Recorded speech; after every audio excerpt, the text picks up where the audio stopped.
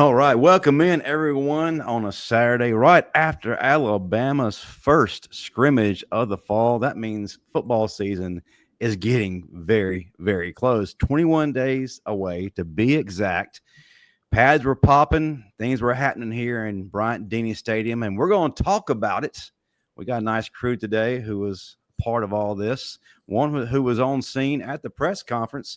So the conversation is definitely going to be plentiful. Let me go ahead and introduce my great panel. Start out with Daniel Petty, one of the best commentators and analysts from the Bama Standard, and also the king of the strip. If you don't know, you better learn real quickly if you go downtown during game day.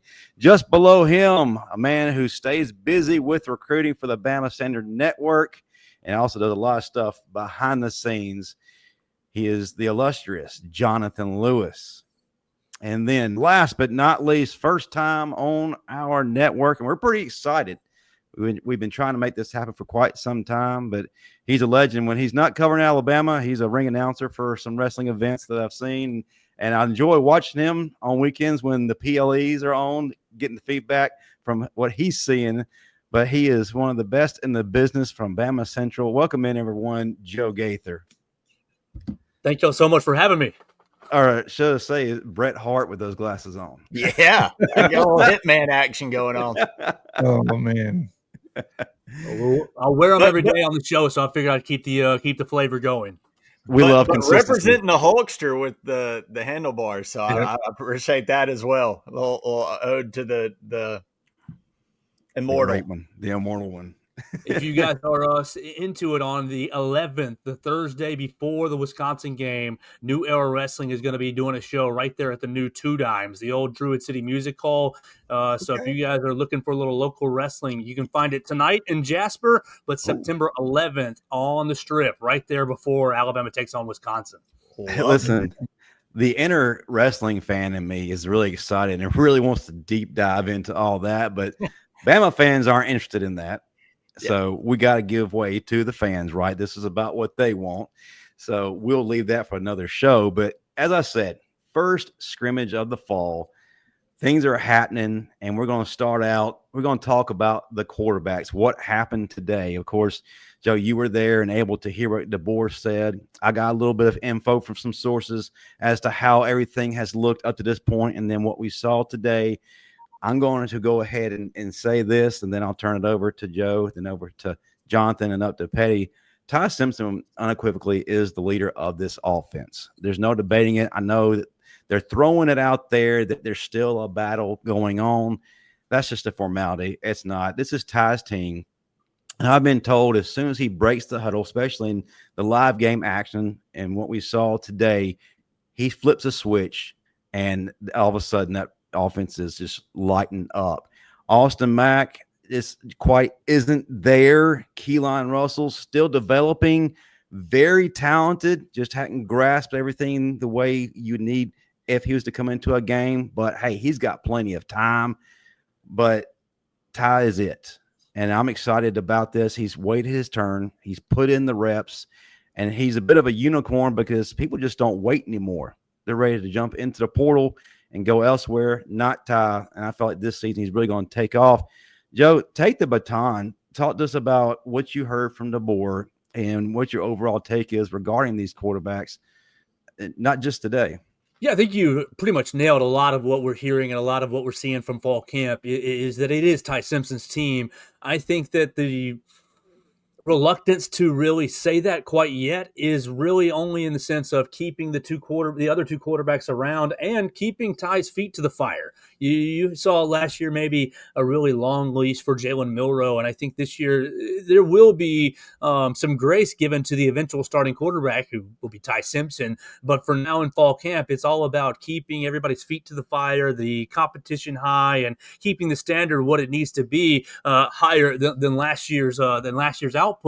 And so today, you hear that he was obviously the first name, that Austin Mack gets put right in there. Coach DeBoer was pretty complimentary of all the quarterbacks, saying that there was no interceptions throughout the entirety of the fall scrimmage, and saying the first fall scrimmage, and saying that the completion percentage for all three of them remains to be pretty high. So I think that really it's Ty Simpson's job to really lose in the next 5 days, which I don't see that happening. He complimented everybody again, and then said that they want to have the starter basically determined by the end of next Saturday's scrimmage.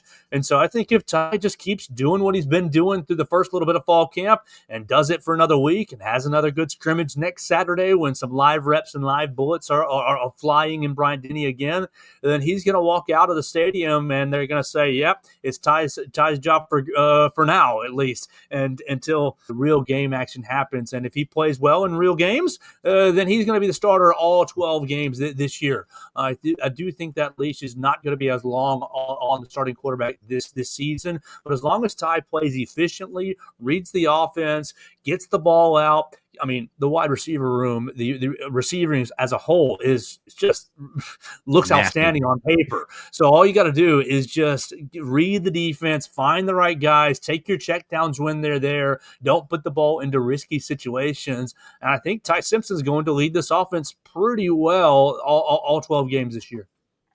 Very well said. Jonathan, take it over from there.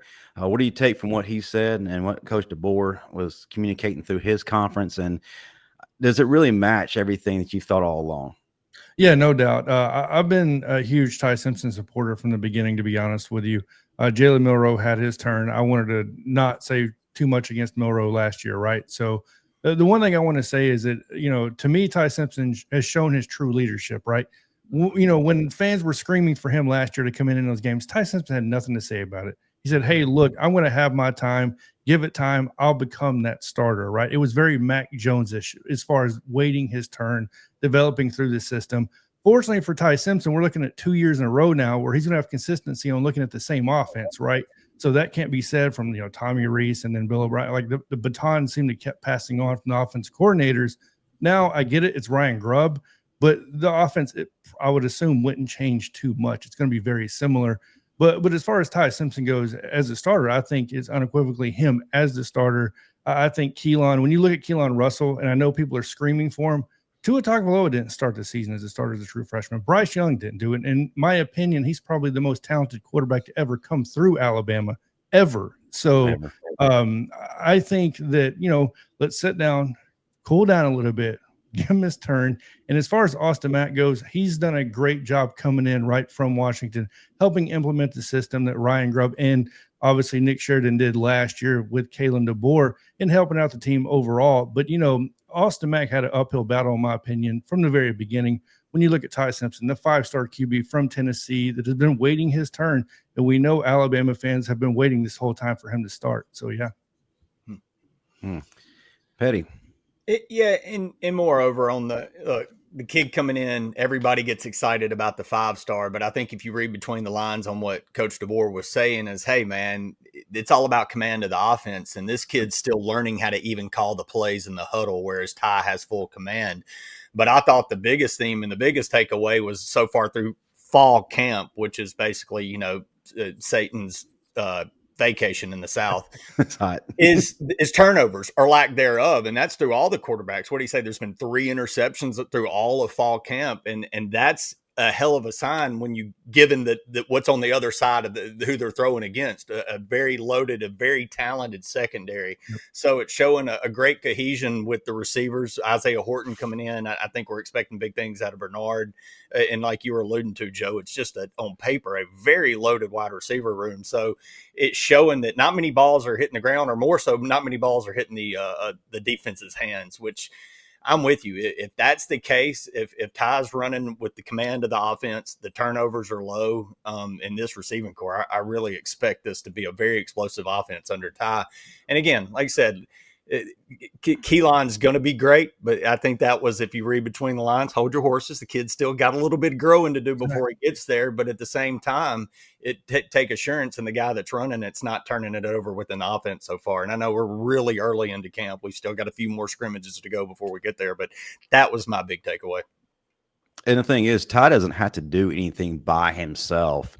He has a plethora of running backs, which Coach DeBoer talked about today, a plethora of wide receivers. So he really can just sit back and allow the game to come to him and allow these running backs who, quite honestly, were unfairly criticized this past season. These guys are going to erupt. Jam Miller was a name that has been coming up here this past week and then today. You hear Ryan Grubb talk about Jam the other day. It looked like a 5-year-old who was giddy, bragging about his Christmas presents he got, ready to share it with everyone. Daniel Hill is a name that we are consistently hearing is improving throughout fall. Of course, we were able to talk with him during the off season a few months ago. This kid's got it. He's being compared to Derrick Henry. Whoa. Am I saying he is Derrick Henry? No. Slow your roll, folks. Don't get bent out of shape. That's a lofty expectation, but he's got that same kind of skill set, but also is able to catch the ball out of the backfield, do a little bit more than just pound people into submission. And Draylon Washington, a guy that we've started to hear emerge, is going to be contributing not just as a bruiser between the tackles, but is going to be able to catch the ball out of the backfield. And Coach DeBoer was bragging about how he's been able to make something out of nothing. Is it to the level of a Barry Sanders? No, who can do that? But still, we've got a great insurance policy with these running backs, these wide receivers. Goes without saying, Joe, you've been there. You've been watching practices. You've been able to see them up close and to really determine, are these guys as good as advertised? Rico Scott definitely is. I'm hearing today, again, it's matching up with what everyone's been saying to this point. He's someone we need to have our eyes on. He showed out today. A new name kind of emerged from camp today was Cole Adams. He's starting to come along. A lot of people have been asking us every week, what's up with Cole Adams? Is he 100%? Is he going to be able to go? Answer is yes. So, Joe, I'm turning it back over to you. So how do you feel in terms of the running backs, what you've seen and what they're going to be able to contribute this fall? And then also kind of mixing the wide receivers. Really, Ty hasn't made. Is this something comparable to what we saw in maybe 2020? The skill group is really talented all over the place. 2020 was really different because Devontae Smith and Najee Harris both represented like the top of the top end of elite at that position. I'm not sure if there's a Devontae Smith type. I mean, Ryan and Jeremy and Isaiah are really good, but Heisman Trophy level good. That's just another degree higher, and I do think the running backs are really talented. But I have personal affinity for Najee Harris. I think that he was really one of the most talented running backs Alabama's ever had. But really, as far as depth-wise, yeah, you can make a real case that it's similar to 2020. My thoughts are the traditional passing game is going to open up the running game because you're not going to be able to sit in the box looking for the same 3 or 4 or 5 run actions that you were looking for last season. And so because of that, you're going to have to defend these wide receivers. It's going to open up lanes in the box, and you're going to be able to work your physicality up front, opening up more lanes for Jam. Now, and Jam, when Jam got the ball last year consistently in games, he was able to maneuver and work. It was just the whole running game just kind of got bottled up as the season went on because I think we're operating on limited concepts really in the running and passing game, and so the ability to use the entire playbook is going to make it really difficult for defensive coordinators to kind of hone in on what you want to do. And so you can only, they're only going to do these 2 or 3 run concepts, these 2 or 3 pass concepts. Well, that's going to be out the window. It's going to be pretty variable, and you're going to be able to use the talent much more effectively because it's not just, hey, let's guard number 2 out there and make sure that Jeremy Bernard also doesn't get. You have so many wide receivers that are going to be able to do so many different things that you're going to keep defensive coordinators guessing, and you're going to spread out the defenses a lot more. And so when you spread the defenses out, the athletes that you have are able to make plays and able to really take advantage of that space. And the physicality up front is going to have a little more room to dig underneath defenses and to root them out. So I think that the skill positions are really loaded at both the running back and the receiver room, but it's going to be It's really up to the quarterbacks. It's really the quarterback's talent fitting into the scheme that's going to be able to really enable the skill position guys to really show off what they actually can do. Absolutely. But you take over from there. One of the things that Joe mentioned, and I even heard DeBoer talk about today, was the fact that we're able to really open up the playbook now. And as DeBoer was saying that, there was a sense of relief mixed with joy in his voice that maybe wasn't there last year. But now that we can open the playbook up and we got dudes, what are you really seeing from these running backs and these receivers? Well, again, his word was consistency so far, especially with Jam Miller. But if you're reading between the lines, the name that's popping out was Dre. And we're in an era where I know, especially with Alabama, and you were kind of alluding to this, Joe, where we always had three guys, and it's guys that the sophomore and a freshman that were waiting behind the other sophomore or junior freak or whatever. But now we are in an era where you can kind of plug and play some guys that you don't expect because they're from Louisiana Lafayette. I'm going to say Louisiana Lafayette. I'm not calling them University of Louisiana, but that's where Dre's from.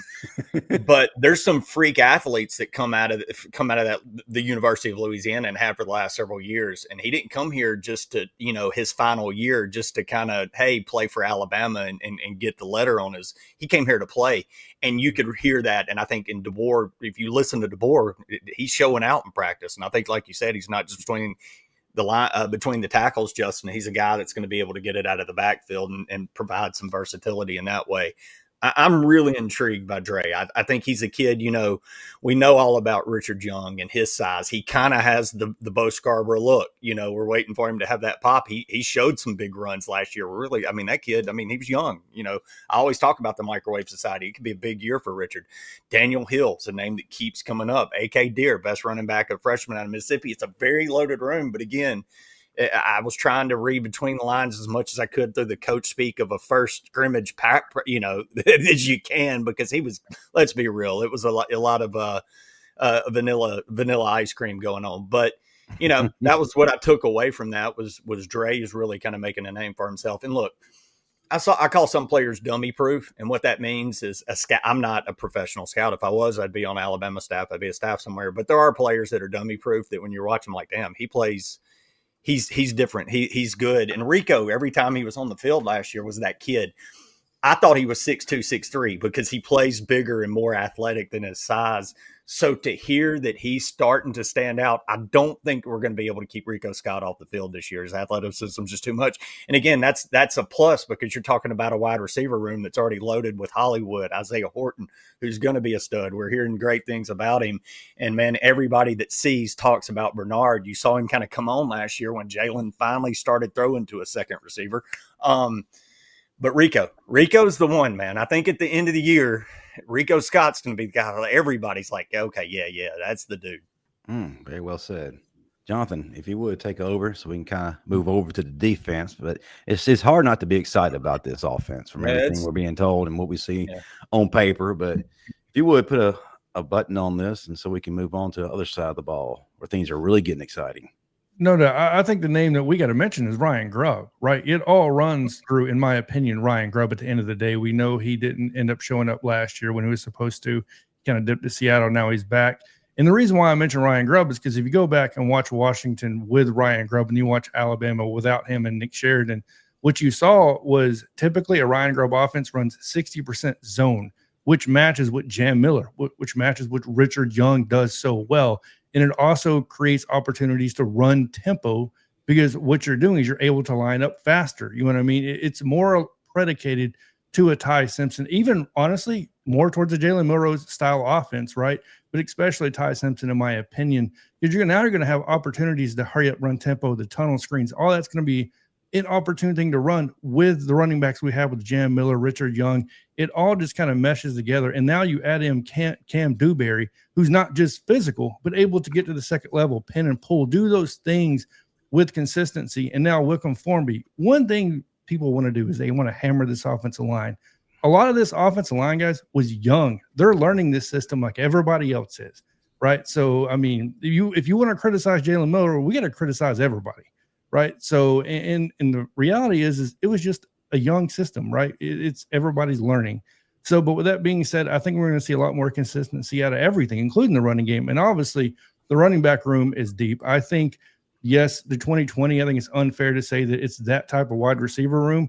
But I will say is you may not be top end heavy on this wide receiver room, but my gosh, it goes deep into all the way down to Derek Meadows that nobody's even mentioning. So, I mean, it's deep as it possibly gets. That's all I got to say. Man, very well said. Now let's move to the defensive side of the ball. Without question, this is probably going to be one of the best units we've seen in quite some time. Arguably, probably the best secondary we've seen in quite some time. It's a reason for Bama fans to be excited. So when I'm talking to some sources who are close, I want to know about maybe the players who aren't getting quite talked about the way others are. I mean, not to take away any kind of shine from Dijon Lee, who's an absolute freak. He's playing like he's 30 years old, has a 401k, doesn't look like he's an 17, 18-year-old coming into his freshman season, making life very difficult for these wide receivers that we're raving about. But I look at a guy like Nakai Hill-Green. I'm being told today, and then here in camp, this is a guy who's really coming off. And it seems like this defense, the Swarm D, is really made for him. And he's been turning heads. He did it at Colorado. I think he led Colorado in tackles the past 2 seasons. It doesn't look like that's going to fall off at Alabama. Every time the ball snaps, he's where the ball is. And that's what you want out of a linebacker. I was really excited when we grabbed him out of the portal. I know that this continues to be consistent with what I'm being told. Another name, a freshman. Hey, this freshman class, Joe, you know how special these guys are, the mindset of these guys. They aren't the typical 18-year-olds. They're ready to do some work. And one guy, and I'm very proud when I say this because he's been on our program for several episodes, that's London Simmons, has had an incredible transformation physically. And it's translated to the field. He's been getting a ton of reps, got a ton of reps today and got reps with the ones. He's moving people back. He's getting to the quarterback. He's playing like a veteran. And also, he is a leader. He's directing traffic. He's telling people where they need to be, and he's getting in their tail about it. A freshman, he's not afraid to tell a junior or a senior, hey, you're screwing up. Move. Matter of fact, he couldn't get one guy to get right, so he just pushed him over and let him have it. Next thing you know, the coach is getting on to the guy who went where he's supposed to be. That excites me out of a freshman, especially a guy that was under the radar in this past recruiting class, only a 3-star, should have been a lot higher in my opinion. And another name that's been jumping off the page just relentlessly, and even today, Jeremiah Beeman. My gosh, this dude is going to be another Bama defensive line great. Showed out again today. Joe, how excited are you, and where do you really begin with this defense? How excited are you about this defense? What's your favorite, I guess, group right now from what you've seen and then what you've gathered from talking to coaches and press conferences? Probably my favorite group is the defensive back room, just because I think it's just really, really high competition. Obviously, Damani and Xavier are playing your corners with Keon and Bray as your starting 2 safeties, but then you got the Husky position that's Deshaun Jones and Cam Calhoun kind of going back and forth. And I heard a lot of good things about Cam Calhoun today, how physical he is, and then a lot of compliments about Bray Hubbard as well. But you just look behind them, and everybody's talking about Dijon Lee, just how big he is, how long he is as a freshman. I think the defensive back room is probably top to bottom your most talented group, but you hit it with the defensive line with London Simmons, but the defensive line as a whole. Coach DeBoer talked about James Smith playing just a touch today, but not really being full go today. I think that when James Smith is full go, that he's going to be a real impact player for Alabama. And the defensive line room has kind of a lot of pressure on it because last year the sack numbers were not good. saying it nicely. We're not good. You got close to a lot of times, but then a quarterback would slide left and then hit you with a 7-yard, 15-yard completion. And it was like, man, you need to see a lot of improvement out of that group, and I think that that whole group is really, really hungry. So I think the defense is going to be really strong this year. My only concern is Coach DeBoer's comments early in the press conference where they got hit early in the scrimmage on some runs, basically complimenting Jam Miller, and he said, but later as the scrimmage worked through, the defense kind of really buckled down and got a big stop in the red zone. I mean, we've seen the defense even last year, midway through the year, improve and getting red zone stops. You remember them getting subbed back into that Missouri game to get the shutout. I think the defense is going to be really, really strong this year. I'm just kind of interested to see how all the run fits kind of, if the run fits cleaner than they were last year. And if they are, and you can create some semblance of a pass rush, well, these defensive backs will eat on the back end. Man, Jonathan, I saw your interest perk up real quick as soon as he started mentioning the run fit. So pick up from there. I know that's something that we had to correct in a very quick fashion, and feels like we're getting the guys. And I didn't specifically name LT Overton or Quay Rousseau or Tim Keen because I felt these guys don't have to be talked about because their play on the field is enough talk for them. So I wanted to bring in the guys who maybe aren't really getting noticed the way these guys are, but you can't help but be excited about LT coming back, Tim Keenan coming back, and Quay, who's been labeled as the freakiest on that defense. But yes, you perked up with run fits, so let's go back to that. What are your thoughts? And then we'll go to Petty. The run fits were absolutely atrocious midway through last season. I mean, it was one of the worst I've seen. Once again, I'm going to give a little bit of ease to Kane Womack because these guys weren't recruited into a 4-2-5 system. Most of these guys were not brought there for that. A lot of them, I don't know if they were even taught proper run fits, right? So it seemed like last season maybe that was not the case. And look, I'm not putting all this on Kalen DeBoer either, by the way, guys. The past couple of years under Nick Saban, this defense, in my opinion, was kind of coming downhill a little bit already. But to speak on the positive side of things, I feel like because we brought back so many players and we stacked on the depth, Freddie Roach, this has got to be your year, brother. This is the year you prove yourself as that D-line coach. This is the time for that D-line to prove themselves. But more importantly, in my opinion, on the back end, where is the Damani Jackson love he deserves? Everybody wants to talk about Dijon Lee. Everybody wants to talk about Keon Sabb. Damani Jackson was an outstanding cornerback last year. And I feel like this dude has received almost nothing for the work he's put in coming over from USC, improved tenfold from there to here, by the way. I mean, you couldn't ask more out of a corner than Xavier Brown. Obviously, you have Xavier Brown, and then you talk about what the potential, the future is. Well, you talk about Dijon Lee, you talk about Ivan Taylor coming in, Xavier Brown still being there, right? And on and on. But what I hear is length. Because when you look at the linebackers that are coming in with Xavier Griffin and these guys, the length, I don't know how you're going to pass on this defense. The 4-2-5 will truly become that 4-2-5, in my opinion, this year and bleeding into next year. Great points about the 4-2-5, Jonathan. And I'm glad you brought up Damani. He does. I was looking at that. It's like, man, he's probably the most untalked about guy that shuts down a third of the field. So he really opens up your defense so much. And you made a great point about Kane's defense and what people weren't ready for the 4-2-5. Look, to win titles, you got to have a great defensive line. That's bottom line. There's no secret myth or formula to it. National title teams have dominant defensive fronts. But I'm going to say that with this caveat and Kane Womack's defense. And I've watched this defense for years. Y'all know this. The other side of me is red and blue. Where he learned the defense at Ole Miss. When Ole Miss's defense was unbelievable, they had a guy named Tony Connor, which was somebody Saban really recruited the hell out of at South Panola.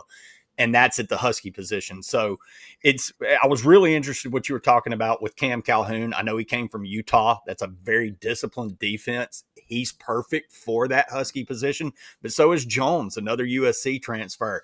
If those two kids play that Husky position the way that it's meant to in this defense, that's probably one of the most important pieces on this entire defense to be ran right, to really make it just, to take it from a really good defense to a great defense. So very interested in what you were talking about with Jones and Calhoun. And again, this defensive line, it's got to finish, man. We're in contract years for LT Overton. Tim Keenan's getting the accolades. He's always had the potential. He's getting the preseason All-American accolades, but now it's time to kind of do it on the field. Let's see the results. We're hearing great things, but it's time to see the proof in the pudding with that. Very well said. So just want to get a wrap up on everything. Joe, I'm curious to hear what your takeaways are from first day fall camp up till now. What to you has really jumped off the page and can give Bama fans a reason to be really excited about 2025. I know the rest of the nation thinks that we've fallen off and we're pretty much done, but you can't will a team into defeat. What are your major takeaways so far? My major takeaways kind of go back to your comments on London Simmons, and it's the accountability that is really being talked about throughout the building. And it's not just London Simmons; it's really the players on down. We got a chance to talk with David Ballou on last Monday, and he alluded to maybe some friction during spring and summer, and how the friction really worked out. It didn't become, oh, these guys are getting on to me, these older guys are getting on to me, you're nyana boo boo, we don't like you, and create rifts in the team. The friction really helped, it seemed like, create more unity in the team. And I think the leadership of the team, while the personalities maybe aren't as strong as Tyler Booker, Malachi Moore, and Jalen Milroe were last year, very strong personalities. And I think they did really the best they could in the leadership department. I don't know if you have the same strong personalities, but I think you have more voices pulling the rope all in the same way. And so kind of it goes back to maybe Ryan Grubb's comments about Rico Scott blocking in the spring. He talked about, Rico became the example, and we really just had one guy standing out for quality blocking. Well, through summer and now we have a lot of guys standing out, and now you stand out if you're not doing things the right way. And so it's kind of interesting for me to hear that everybody seems to be rowing the boat in the same way. And maybe that's just comments and coach speak and the right things to say at this point in the year. But it does stand out to me how many people and how consistent the messaging is that, yeah, we're really putting the work in. We're really grinding. Last year wasn't good enough, X, Y, Z, and ABC. Everything sounds much more unified through, what are we at, a week and change, almost 10 days into fall camp. And so you got 14 more days really of fall camp. But I think the unification is there, and I think everybody's committed to the mission. And so will Ty Simpson be a dynamic quarterback? I think that's still a big question mark, but can you find confidence in the fact that he's doing things the right way? Yes, I think you can. And you can really take Coach DeBoer's comments today on consistency, on procedure, getting in and out of the huddle, and on the completion percentage. He talked about a high completion percentage and taking care of the football. So will he throw you the 90-yard bombs? Unlikely, but will he keep the offense moving down the field? I think he probably will. And so with that, compared with the defense, really all in the second season of Kane Womack, I am excited about this season. You have a really tough road schedule. You get really good opportunities to rectify your issues on the road last year fairly early. And so I'm excited about this year. I think you still have 2 more weeks of fall camp, and you want to make sure everybody stays healthy. You heard a little comments today on James Smith and on Jaden Roberts' kind of injury issues. He didn't say that they were anything to be concerned about, but you want to make sure you stay healthy through these 14 days, really 21 days. You're kicking off in 3 weeks, but 14 more days of fall camp, and then you're into your first game week. I'm pretty excited about where you're at right now if you're an Alabama football fan. Absolutely. Petty, what do you got as we begin to close things up for Joe? And then we'll let Jonathan get his last questions in, and then we'll close shop, but give our social media tags so people can have fun with us outside of here. Yeah, man, this kind of piggybacks off a little bit of what you were talking about. And with you being in the room, Joe, my biggest takeaway from all of it was DeBoer's comfort level. Like the way he's talking, he seems so much more comfortable in his skin as the Alabama head coach. And I don't care what anybody says, last year the whole year you could tell there was a little bit of I'm not comfortable here yet. I'm figuring things out. There's still the shadow. There's all the chaos in the locker, all this stuff. But now I look at him, and maybe because these guys are bought in, you see this comfort level. I saw this comfort in his, and again, I saw this on YouTube. You were in the room with him where you can get a completely different vibe and feel. Was that your kind of takeaway, that he now truly feels comfortable as in his skin here as the coach?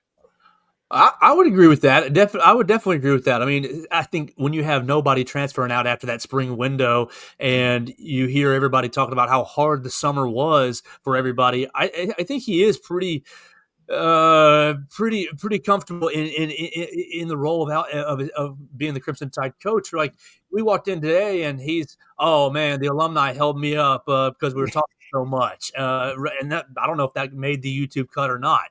And then he goes, the first question, right, about quarterbacks, and he goes, oh, well, I was going to address that in my opening. Yeah, exactly. Yeah, he was kind of cutting a joke. I was just going to do that. I knew you were going to ask, but that showed a level of that's where you're getting comfortable with the media, and that's And so you don't feel like people are like, to me, it doesn't seem like he's looking over his shoulder like, who's about to get me, who's about to write a bad story about me, who's about to keep me on the keep me in the news for bad things, or I think that. Good point.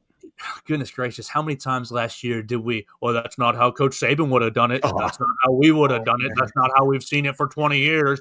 And I think at this point, it's, 9-3, not good enough, but we're about to take things to another level. And I think he went through the winter transfer portal window, and some players and some staff, and so some people left that weren't really rowing the boat the same way. And I think that he's confident in where the program's going and who's on his side, and everybody being behind him, the wind behind his sails. Jonathan, what you got? So, Joe, look, I follow a lot of recruiting, and I know a lot of recruits are brought in for multiple purposes, right? For multiple reasons. One thing I know is you're in tune with what's going on there, and I'm a huge culture guy, right? And I feel like recruits can bring on that culture. They can change the culture and everything else.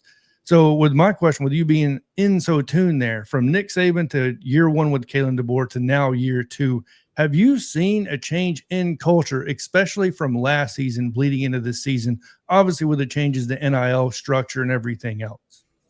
Maybe it's not an overt change, but maybe it's subtle. I think you can. I mean, and Jonathan, if you're paying attention to recruiting, you're seeing all these guys take their official visits.